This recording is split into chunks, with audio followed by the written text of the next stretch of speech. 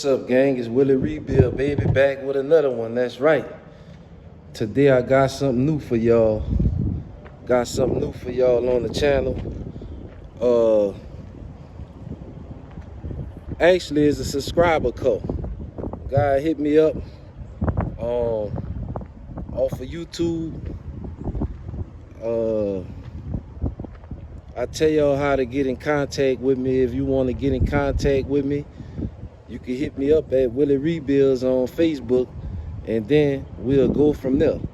But as far as me in the comments on YouTube, talking prices and all that, I'm not doing that because every car gonna be kind of sort of different. So the price is gonna vary. So if you want to get in contact with old Willie Rebuild, the best way to get in contact with me is through Messenger on Facebook at Willie Rebuild. Y'all will see the old Monte Carlo on the profile picture. That's right. But the guy hit me up. He told me what he had.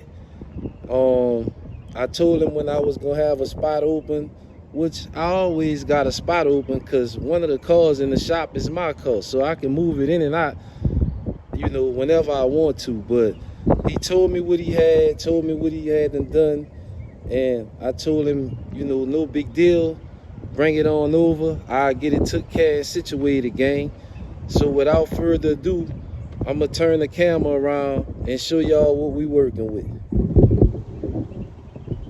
So what we got right here is we got a 86 Monte Carlo luxury sport, and it's a pretty solid car. You know, no major rust in the body of the car or nothing like that there. I think the guy said he been having this car for like 15 years, and it looked like a car that been in the hands of one owner for a long time, because you can tell that the guy over the years he been trying to take care of the car. So y'all know why it's here. It's here with Willie Rebuild because it needs some motor work done to it, but also he got some rust in the float pans that we gonna have to address, which is not a big deal. Little rust in the back, little rust right here in the front. Nothing too major. We'll order a float pan and take care of that. But before we get to that, what we got is he got a swap, as you can see, that he took to somebody to get swapped. He got somebody to do the swap for him. He provided the engine, trans, and the parts, but look at the craftsmanship of the work, gang. The guy just threw the man computer in the car. He got a wires under the hood that's not even loom. Even the fan wire is not loom. It's just ran across with black electrical tape. And what happens to that electrical tape over the years, well, not even years, over a couple of months, when it get hot, cold, wet, that electrical tape gonna start to unravel. So you need to have loom on it. Another thing he did was he zip tied the man radiator. He zip tied the man radiator to the radiator support. That's unacceptable. If you're not gonna run a shroud, at least make some kind of bracket to hold a radiator and the fans into the car. Then he just took this here and plugged it with a screw to block the vacuum off the old-fashioned way, instead of just sliding the cap on it. He could have easily slid a cap on that and blocked that off. No AC, no heat, so the swap is not functional. He left all the old map sensor and stuff from the 305 still under the hood. Wires cut. He didn't hook none of the vacuum up for the AC. It's just a lot of bullshit going on with the work and the craftsmanship in the work I'm just gonna send the work because the customer told me that the fans don't even work. So, like I be trying to tell y'all, gang, you know, you gotta be careful who you bring your car to let them work on it, because a lot of these guys, they just in it for the money. He'll lie to you and tell you he know how to do this and do that, when in fact, he can't even fix lunch. Let's know your car. You come in the inside, and his handle on the outside is not working, so I'll pull the door handle off and see what's going on inside the door. But as y'all can see, he got the wires just hanging here. The OBD2 port, he done cut the wires on it to run the wires through the firewall, which he shouldn't have did that. And I'm gonna tell you why. I'm gonna show y'all first where he ran the wires through. He ran the wires through this little hole right here. As y'all can see, they don't have a garment on it or nothing, so the wires going through the hole unprotected. Not only that, he didn't mount the computer so the computer can move, so the harness can move, which eventually is gonna rub the insulation off of the wires. Not only that, when he picked the harness, customer told me they didn't have the correct sensor, so rather than change the sensor, he cut the wires. So let me tell you what happened with these harnesses once you cut the wires. Your warranty is voided. That's what the company wants you to do. Go and hack their harness up, and at that point, anything go wrong with that harness, whether it got something to do with what you touched or not, now it has became your problem, because he gonna tell you that he not standing behind the warranty on the harness because the harness has been cut. So that's why I always tell y'all, don't cut the wire harness. Don't try to shorten the wire harness, because you're gonna void the warranty. Another thing I want to show y'all is the power steering, and using this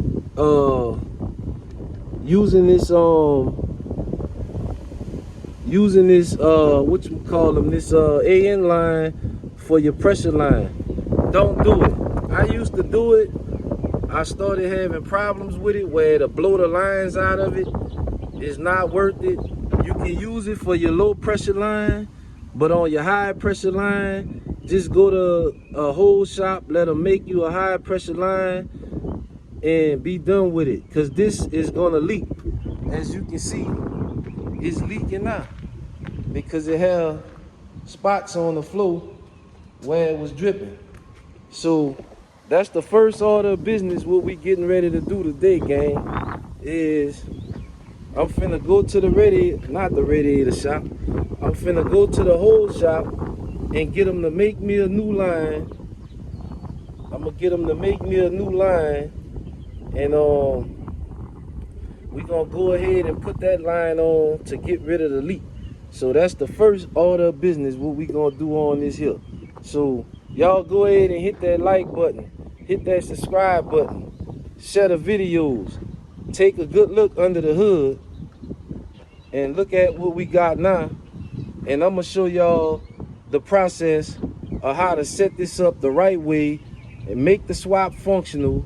All the gauges work, AC and heat. So I'm gonna cut y'all back on in a minute, once I go and pick up this hose. Alright, gang, so we back. I opted not to run and go get that hose right quick for the power steering. I said, let me pull this wire harness loose and see what's going on here. So what he did is, as y'all can see, these wires are unloomed. You see how close they are to the manifold. This is his key on power. Back here he had going to the pink wire, and like I say, none of this stuff is protected. And if you come under the car, This is his fuel pump wire. He ran under the car. As you can see, he got the wire right here, unloomed, going through the frame. The wire connected right here under the car with electrical tape. I'm taking all this out of here. So when you buy your wire harness, is a reason that they don't loom this part of the harness up, because that's supposed to be inside of the car. So I say I'm gonna try to tackle that first to see if my wire harness is gonna be long enough to get inside the car and give me the look that I'm looking to get. And I need to try to clean some of these wires and stuff up under here, even the factory wires. And I want to rerun all the hot wires that's going to the starter. I know if he got those wires ran like that, the wires going to the starter don't have no kind of high heat tape or none of that on it, gang. So let me go ahead and cut that wire under the car for the fuel pump, and I'm gonna cut y'all back on in a minute, because we gonna run all that wire that go to the fuel pump through the inside of the car. So let me do that, cut that wire, get this harness pulled out, and I'll cut y'all back on in a minute. Alright gang, we back. So after a few hours, it's starting to take shape, baby. I got the fuse block, BP Automotive fuse block mounted to the fender. I got the ECU down at the bottom of the inner fender, where I'm gonna mount it on the bracket. I got the wires ran down the side of the inner fender to give it a factory look. Right now, everything just sitting in place. I ain't mount nothing down permanent yet. His starter wires, I done tucked them behind the booster. I'm gonna go under there, unhook these wires, run them my way around the engine. I'm gonna tuck all this down nice and pretty where you can't see it. All my wires are now ran under the dash the way I like to do it. As you can see, that's all the wiring from the harness coming inside the car now under the dash. Now what I'm doing is I'm getting ready to run the fuel pump wire. So the way I do it is, gang, I run the fuel pump wire through the inside of the car, all the way out to the trunk, and right there where that tail light horn is at, in this little rubber garment that the tail light harness go through, I take a bit and drill a hole in it.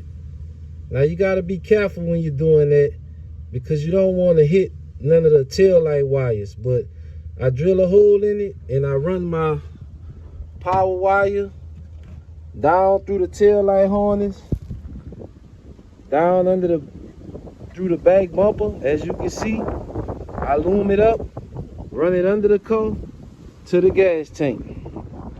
That's the way I do it.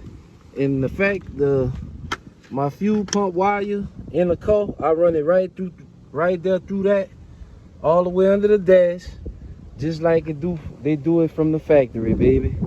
That's right. If you're not gonna do the shit right, you might as well just leave it alone. If you're gonna have wires and shit ran everywhere, you might as well don't do it, gang. So let me go ahead and get that fuel pump wire situated, because I still haven't went and picked up the power steering line. So I need to get that line by the day so I can top it back off with power steering fluid and stop it from leaking on the floor. And also I need to have my wiring hooked back up so I can pull a car back inside the shop when it's time to go, gang. So let me finish running this wire, then I'm gonna go get the power steering hose, and then I'm gonna cut y'all back on when I get back with the new hose and I have the wire and stuff put back in, gang. Go ahead, hit that like button, hit the subscribe button, They ain't showing y'all this step by step.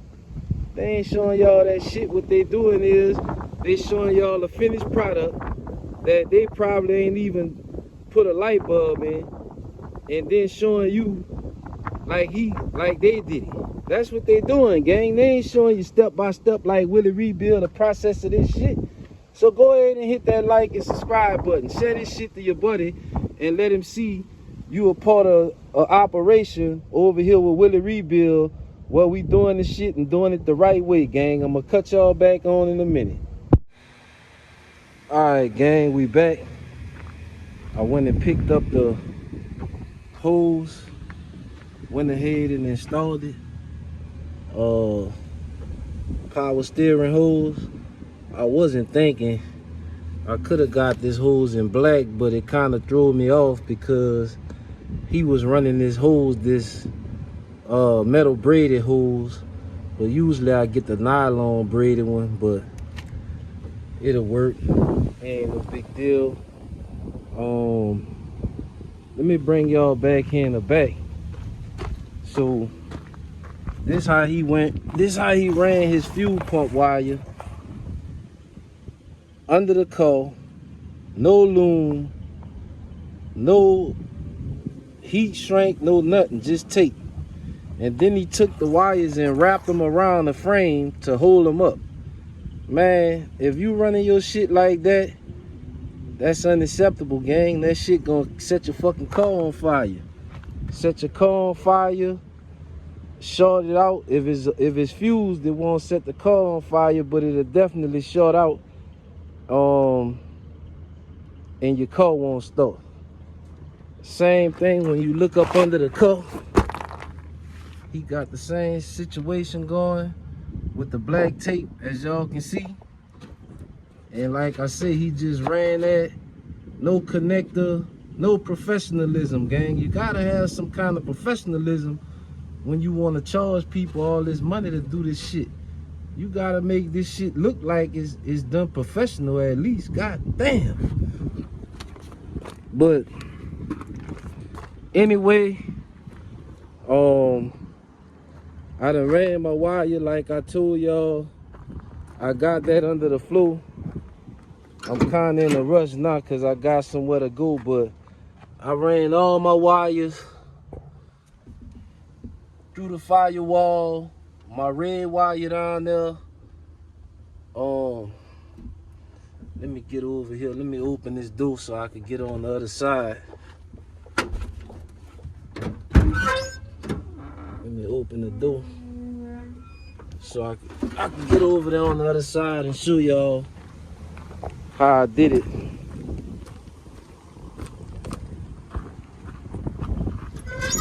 But like I told y'all earlier, I done put this kick panel back on, but I ran my hot wire inside of that with the rest of the factory wires. That's it, coming from under the insulation right there. And I'll run that all the way up like that and around and under the dash where you can't see it.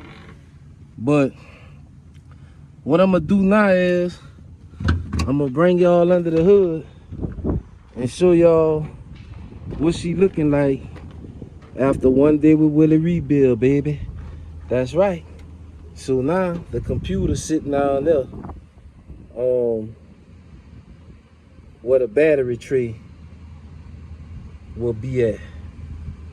Then your wires is running. Now none of this ain't zip tied yet, secured, but all that's gonna be secured tight up against that.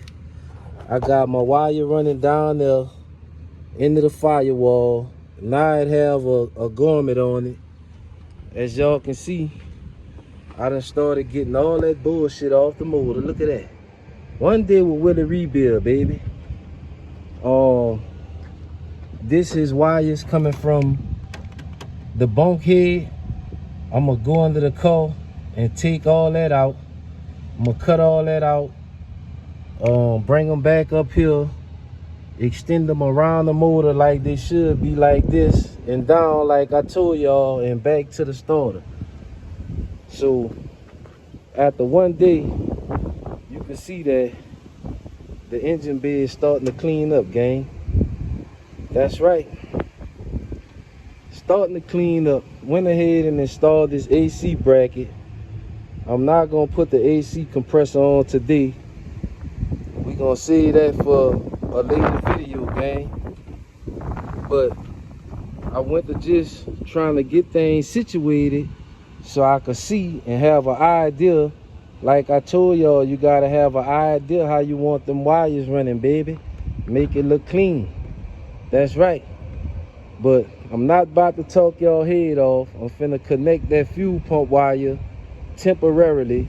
I'm finna connect the key on power temporarily so I can put the car back in the shop, gang. This part one of the LS swap field. That's what we gonna call this here. No, LS swap gone wrong. That's what we gonna call this. LS swap gone wrong. Part one, gang. Don't forget to like, share, comment, and subscribe, baby. It's Willie Rebuild knocking another one out, baby.